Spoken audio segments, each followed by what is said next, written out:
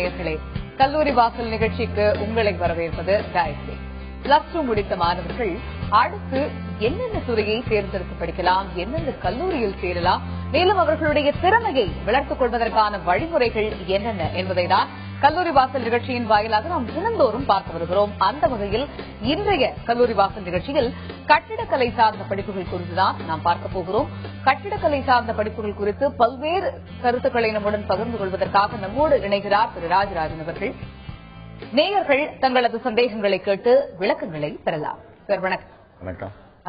Architectural studies as well as engineering, அது சம்பந்தப்பட்டமா என்ஜினியரிங்ல அந்த architectural studies சம்பந்தப்பட்டமா என்ன இருக்கும் அப்படிங்கிற போது இப்ப இருக்கிற காலகட்டத்தில் ஆர்கிடெக்சரல் ஸ்டடீஸ் இருக்கிற ஸ்கோப் என்ன சார்?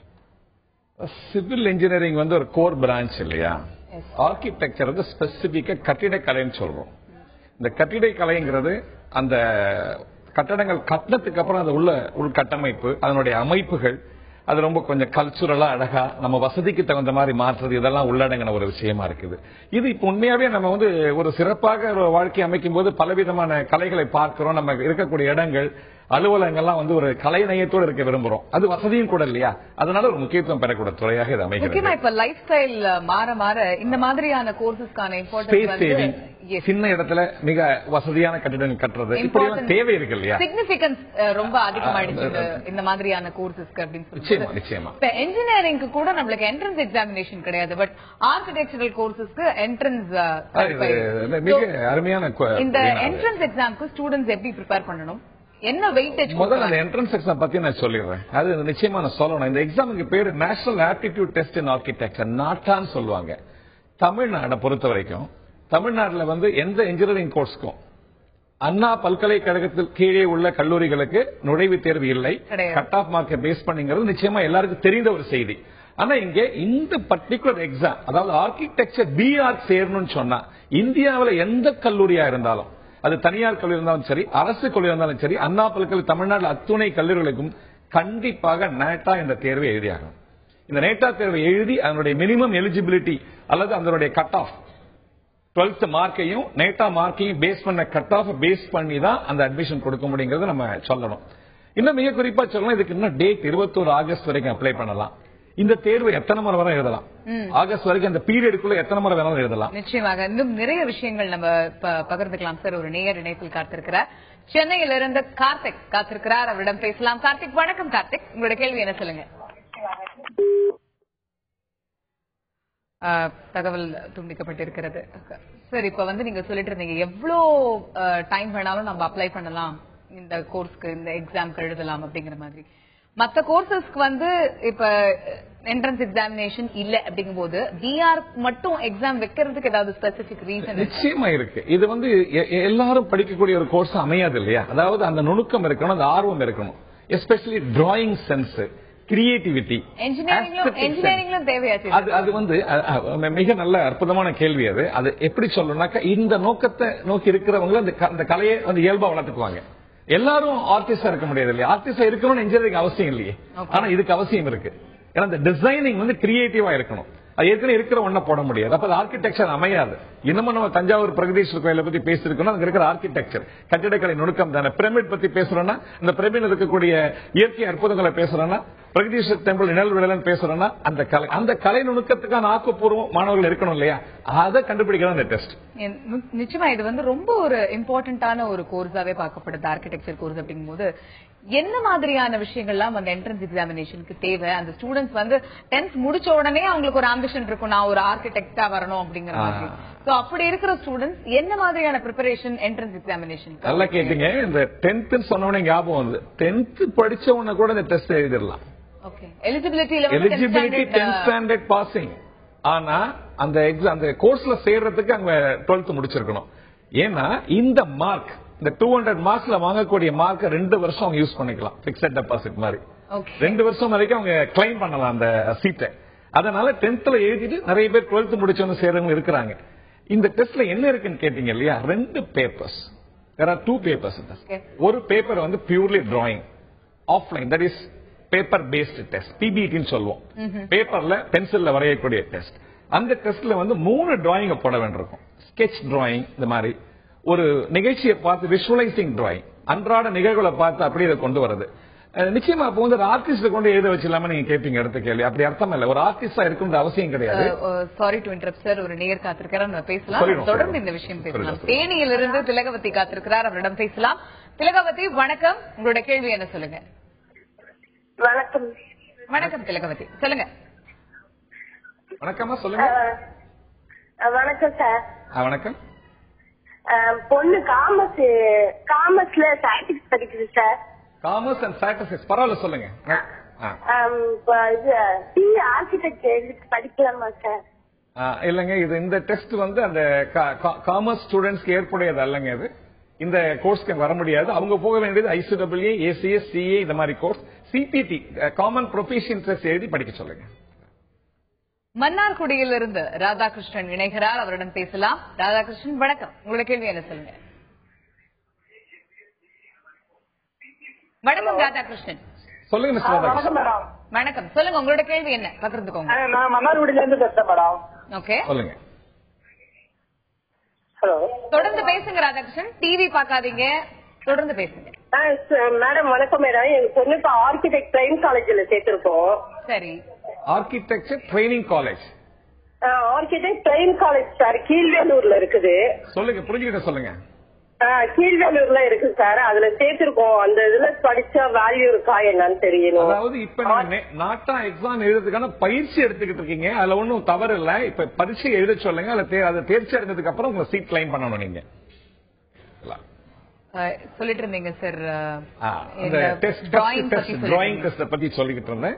அதாவது ஒரு டே டு டே ஷேடோஸ், ஒரு லைட் எஃபெக்ட்ல ஷேடோஸ் எப்படி இருக்கும், ஒரு மரங்கள் ஆடுறது எப்படி இருக்கு, இந்த மாதிரி தத்ரூபமா அந்த படங்களை வந்து போடும்போது ஒரு ஆர்டிஸ்டான ஒரு ரவீந்திரநாத் தாகூர் ஸ்டைல இருக்கணும். அந்த மாதிரி எல்லாம் ஒரு அர்த்தத்தை நம்ம பண்ணிக்க வேண்டிய அவசியம் இல்ல.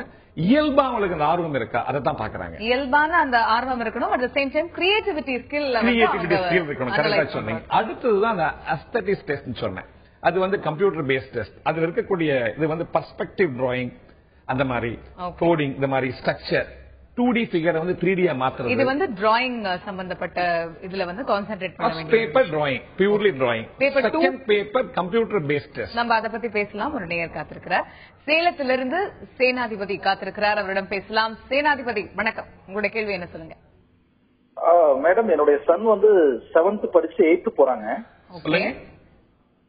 7th வந்து 8th போறாங்க. CBSE ஸ்ட்ரீம்ல படிக்கிறான். Okay okay. ஆவரேஜ் தான் இருக்கான், 7.5 8 அந்த ரேஞ்ச் தான் வாங்குறான். Okay okay. அவனை மெடிக்கல் படிக்க வைக்கிறதுக்கு, இன்ஜினியரிங் படிக்க வைக்க CBSE ஸ்ட்ரீம்லயே போலாமா இல்ல மெட்ரிக் மாத்திரலாமா அப்படிங்கிறதுக்காக. ஏன்னா CBSE ஸ்கோர் போக முடியல. ஒரு தொடர்பில்லாத வினாபாரம் தான் நான் பதில் சொல்லிடுறேன். நீங்க எந்த படிப்பு படிக்க வச்சாலும் அதை வந்து ஆர்வமா படிக்கணும். CBSE மெட்ரிகுலேஷன் இந்த மாதிரி டிஃபரன்ஷியேட் பண்ணி படிக்காதீங்க. எடுக்கக்கூடிய பாடத்தை நல்லா படிக்கணும், ஆழமா படிக்கணும், பயிற்சி கொடுங்க, நல்லா முன்னுக்கு வருவான். வாழ்த்துக்கள். உடுமலைப்பேட்டிலிருந்து முரளி இணைகிறார், அவரிடம் பேசலாம். முரளி வணக்கம், உங்களுடைய கேள்வி என்ன முரளி, சொல்லுங்க. Good evening.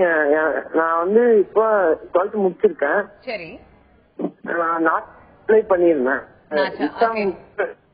அப்ளை பண்ணி எக்ஸாம் போய் அட்டெண்ட் பண்ண முடியல. எக்ஸாம் அட்டெண்ட் பண்ண முடியல. சில ரீசன்ஸா அட்டெண்ட் பண்ண முடியல. அந்த எக்ஸாம் திரும்பி அட்டெண்ட் பண்ண முடியுமா இல்ல திரும்ப நேட்டா வெப்சைட்டுக்கு போய் ரெஜிஸ்டர் பண்ணலாம், எழுதலாங்க, எழுதுங்க.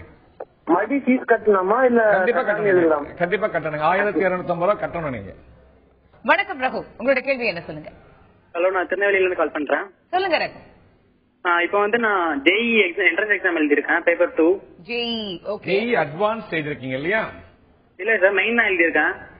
மெயின் எழுதி பாஸ் பண்ணிட்டீங்களா? ரிசல்ட் வரல. சொல்லுங்க சொல்லுங்க.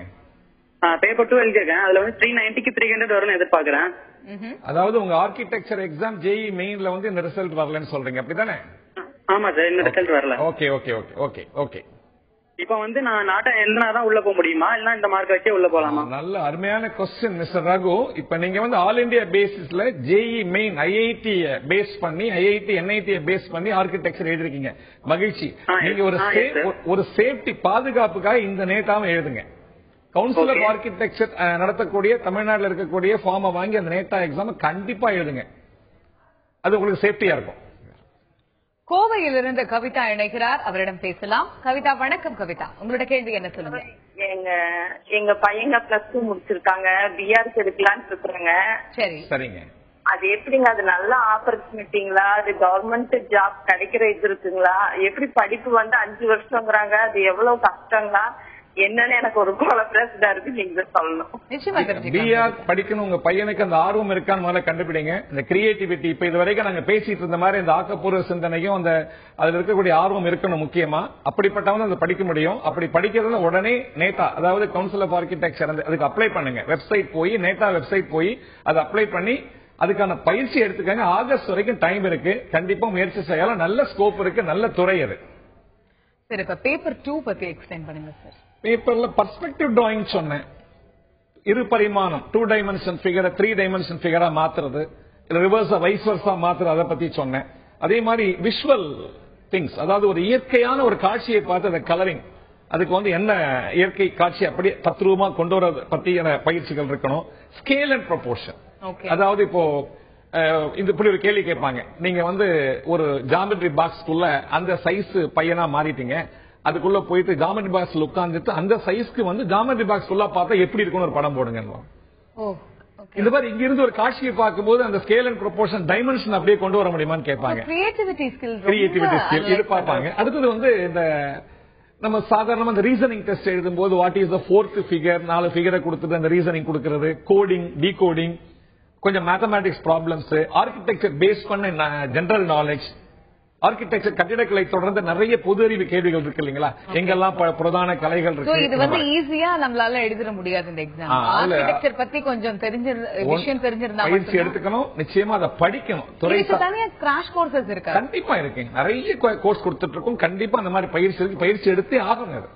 ஏன்னா 12th நாலேஜ் வச்சு எழுத முடியாது. ஆனா இந்த ஆக்கப்பூர்வ சிந்தனை இருக்கான்னு பாக்குறது இந்த பரீட்சையோட நோக்கமா இருக்குன்னு நான் சொல்றேன். நிச்சயமா இந்த கிராஷ் கோர்சஸ் பத்தி நிறைய பேசலாம். ஒரு நேயர் காத்திருக்கிறார், போலூர்ல இருந்து முருகன் காத்திருக்கிறார், அவரிடம் பேசலாம். முருகன் வணக்கம், உங்களோட கேள்வி என்ன முருகன்? பதிவு செய்யுங்க. மேம், நம்ம மெரைன் படிக்கலாம் ஆசைப்படுறேன் மேம். Marine engineer. மெரைன், ஆமா மேம். ஓகே, நீங்க மெரைன் படிக்கணும்னா Indian marine university, maritime university east coast ரோட்ல இருக்கு, அதுக்கு அப்ளை பண்ணிருக்கணும். அதனோட தொடர்பா எக்ஸாம் எழுதணும். இல்லனா எங்கெங்கெல்லாம் கல்லூரி இருக்குன்னு பார்த்து அப்ளை பண்ணுங்க. அதுக்கு முன்னாடி வந்து உங்களுடைய ஸ்கோப் என்னங்கறத பாத்துக்கோங்க, உங்களுடைய ஆர்வம் என்ன அப்படிங்கறத பாத்துக்கோங்க. நல்ல கோர்ஸ் அது பண்ணலாம் நீங்க. சார், இப்ப இந்த கிராஷ் கோர்சஸ் பத்தி எக்ஸ்பிளைன் பண்ணிட்டு இருந்தீங்க. 10th ஸ்டாண்டர்ட் முடிஞ்சதுக்கு உடனே நம்ம இதுல ஜாயின் பண்ணிடலாமா? எப்படி இந்த கோர்சஸ், இல்ல அந்த 12th ஸ்டாண்டர்ட் அந்த லீவுக்கு அப்புறமா நம்ம ப்ரிப்பேர் பண்ண ஆரம்பிக்கலாம்? எதையாவது ஒன்னு நினைச்சீங்கன்னா அதை செய்யணும்னு ஒரு சாதிக்கு துணிஞ்சா அதை செஞ்சே தீருவீங்க. அந்த ஆப்டிடியூட் வந்து 10th கண்டிப்பா இருக்கும். நேட்டா வழியா ஆர்கிடெக்சர் போன முடிவு பண்ணா 10th ஸ்டாண்டர்ட்ல அந்த கோச்சிங் ஆரம்பிக்கிறது நல்லது. அந்த வெகேஷன் பீரியட் ஆரம்பிச்சு இதெல்லாம் சரி பண்ணி வச்சுட்டோம்னா இயல்பா இருக்கும், அவங்களுக்கு வந்து எளிதாவும் இருக்கும். 10th ஸ்டாண்டர்ட் எழுதணும் கூட அவசியம் இல்ல, 11th வெகேஷன் கூட எழுதிக்கலாம் இல்லையா? ஓரளவுக்கு ஸ்ட்ரெயின், இந்த ஸ்ட்ரெஸ் குறைச்சிக்கலாம்ல. ஆமா, பிகாஸ் நம்ம இந்த ஸ்கோரை நம்ம 2 years யூஸ் பண்ணிக்கலாம். 12th அப்புறம் ஒரு 25 days டைம் இருக்கு, 15 classes டைம் இருக்குன்ற அந்த ஒரு பெயின் தேவையில்லை இல்லையா? நிச்சயமாக. திருவள்ளூரிலிருந்து இருந்து கோமதி இணைகிறார், அவரிடம் பேசலாம். வணக்கம் கோமதி, உங்களோட கேள்வி என்ன சொல்லுங்க. சார், எங்க பசங்க +2 ஜிஎம் படிக்கிறாங்க. ஓகே, என்ன படிக்கிறாங்க? GM sir, general magnesium. General maths. Okay. அதுல வந்து இந்த மிஷின்ல எல்லாம் டிராயிங் பண்றது அது மாதிரி. இப்போ என்ன படிப்பு படிக்கிறாங்க? 12th படிச்சு முடிச்சிருக்காங்க அப்படிதானே சொல்றீங்க? இல்ல, 12th படிச்சுட்டு இருக்காங்க சார்.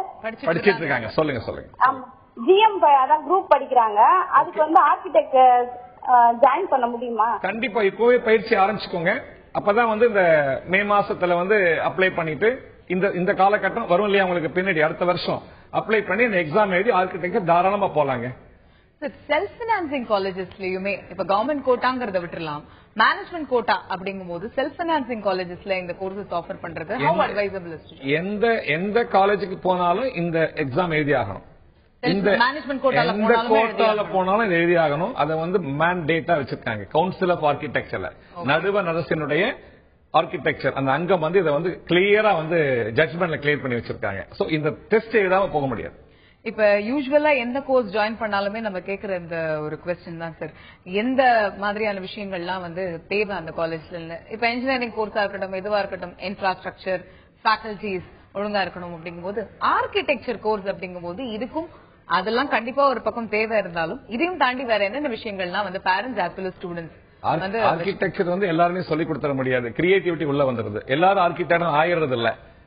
எக்ஸ்பர்டிஸ் வந்துருது. அதனால அந்த கல்லூரியில இந்த டீச்சிங் ஃபேக்கல்டி எந்த மாதிரி ஆர்கிடெக்ட் சொல்லி கொடுக்குறாங்க, அதனுடைய ஏர்லியர் ரிசல்ட்ஸ் எப்படி இருக்கு, அவங்க எப்படி சாதிக்கிறாங்க மாணவர்கள், கோர்ஸ் எல்லாம் முடிச்சிடுறாங்க, அதுக்கப்புறம் அவங்களுடைய கண்டிஷன் என்ன, அவங்க எந்த அளவுக்கு வந்திருக்காங்கிறத பார்க்கணும். இன்ஃப்ராஸ்ட்ரக்சர், ஏன்னா இங்க நிறைய இப்ப அட்வான்ஸ் இந்த சாஃப்ட்வேர் எல்லாம் தேவையா இருக்கு. ஏன்னா கம்ப்யூட்டர் வழியாக போக வேண்டியிருக்கு. இப்ப மேனுவல்ங்கிறத தாண்டி நம்ம வந்து அனிமேஷன் இப்படி வந்துட்டோம் இல்லையா, அந்த ஃபெசிலிட்டி எல்லாம் லேட்டஸ்ட் அப்டேட்டடா இருக்கா, சிலபஸை தாண்டி திங்க் அவுட் ஆஃப் பாக்ஸ், அதை தாண்டி என்ன செய்யறாங்க, அந்த ஸ்கில்ல டெவலப் பண்ண என்னென்ன வழிகள்லாம் வச்சிருக்காங்கிறதெல்லாம் சிந்திக்கிறது மிக அற்புதமா இருக்கும். பக்கத்திலிருந்து ஒரு நேயர் இணைப்பில் காத்திருக்கிறார், அவரிடம் பேசலாம். நளினி, வணக்கம் நளினி, உங்களுடைய கேள்வி என்ன சொல்லுங்க. வணக்கம் மேம்.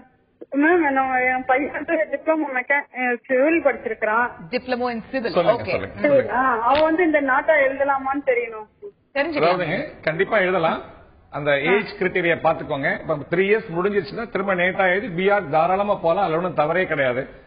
அது இல்லாம ஏதாவது போஸ்ட் கிராஜுவேஷன் கோர்ஸ் வந்து அதையும் ட்ரை பண்ணலாம். ஏன்னா ஆல்ரெடி அவர் வந்து டிப்ளமோ முடிச்சிருக்கிறதுனால இந்த வகையில ரெண்டையும் அனலைஸ் பண்ணி நீங்க போங்க. திருச்சியிலிருந்து சதீஷ்குமார் இணைகிறார், பேசலாம். சதீஷ்குமார் வணக்கம், உங்களுடைய கேள்வி என்ன சொல்லுங்க. வணக்கம் மேம். வணக்கம் மேம். வணக்கம். மெரைன் இன்ஜினியர் எப்படிங்க மேம் இருக்கும்? மெரைன் இன்ஜினியர் எப்படி இருக்கும்னு கேக்குறீங்க. அது அந்த கேண்டிடேட்க்கு ஆர்வம் இருந்தா படிக்க சொல்லுங்க. அதனுடைய பணிகளை பத்தி உங்களுக்கு தெரியும், கடல்ல போகணும், இந்த மாதிரி அது சார்ந்த துறையா இருக்கு, அது எப்படிலாம் இருக்கணுங்கிறத பாத்துக்கோங்க. ஆனா ஸ்கோப் வந்து எல்லா கோர்ஸுமே பேலன்ஸ்டா தாங்க போயிட்டு இருக்கு. நம்ம முயற்சியில தான் இருக்கு வேலை கிடைக்கிறது. ஆனா வேலை கிடைக்கிறத மட்டும் யோசிக்காம படிப்புல ஆர்வம் இருந்தா கண்டிப்பா படிங்க, நல்ல ஒரு எதிர்காலம் இருக்கும். சரி, இப்ப இந்த நாட்டா எக்ஸாம்ல வந்து அந்த வெயிட்டேஜ் அவங்களுடைய இந்த அகாடமிக்ல எடுத்ததுக்கும் என்ட்ரன்ஸ்ல எடுத்ததுக்கும் அந்த வெயிட்டேஜ் எப்படி பாப்பாங்க, அது பத்தியான நல்ல ஃபர்ஸ்ட் கிளாஸ் क्वेश्चन இது. என்ன ரீசன்னா வெயிட்டேஜ் டோட்டல் மார்க் 400.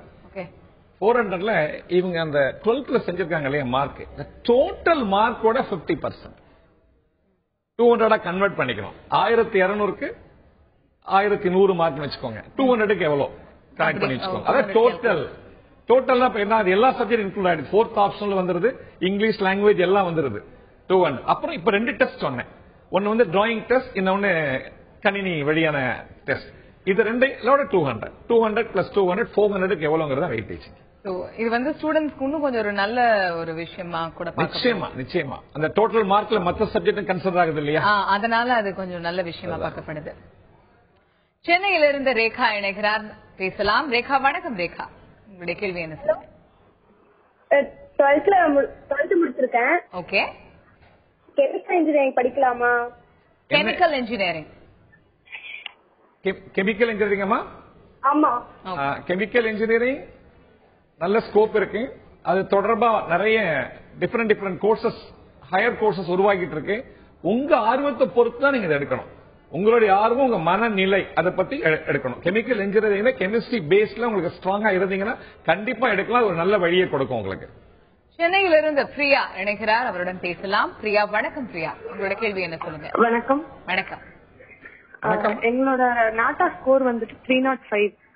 305. அதாவது நீங்க நேட்டா ஸ்கோர் ரெண்டையும் கம்பைன் பண்ணி பாத்துட்டீங்களா? கம்பைன் பண்ணி சொல்லுங்க. கம்பைன் பண்ணி தான் சொல்றேன். ஸ்கோர் நல்லா இருக்கேம்மா, நீங்க ட்ரை பண்ணுங்களேன். இது அண்ணா யூனிவர்சிட்டி இல்ல மிஸ் அதை நம்ம சொல்ல முடியாதுமா. இன்னும் நிறைய எக்ஸாம் எழுதுவாங்க, நிறைய ரேங்கிங் பார்ப்பாங்க, நம்பர் ஆஃப் சீட்ஸ் எல்லாம் பண்ணுவோம். வாய்ப்பு இருக்குன்னு தெரியுது, நிச்சயமா முயற்சி பண்ணுங்க. அண்ணா யூனிவர்சிட்டி கிடைக்கலாம், இல்ல எல்லா காலேஜுமே நல்லா தான் பண்ணுவாங்க. எந்த காலேஜ் கிடைக்குதோ அங்க போய் நல்லா பண்ணுங்க. அண்ணா யூனிவர்சிட்டி கிடைக்கிறது என்னுடைய வாழ்த்துக்கள். சார், ஆர்கிடெக்சரல் ஸ்டடீஸ்ல வந்து ஹையர் ஸ்டடீஸ் பத்தி அட்வைஸ் பண்ணுங்க. எம்ஆர்க் மட்டும் தான் உங்களுக்கு இருக்கிற ஒரே ஆப்ஷன்? அப்படி சொல்ல முடியாது. டிசைனிங், இதுவே அதுல வந்து சப் கராலரி கோர்சஸ் நிறைய இருக்கு, அந்த வழியில போயிடலாம்.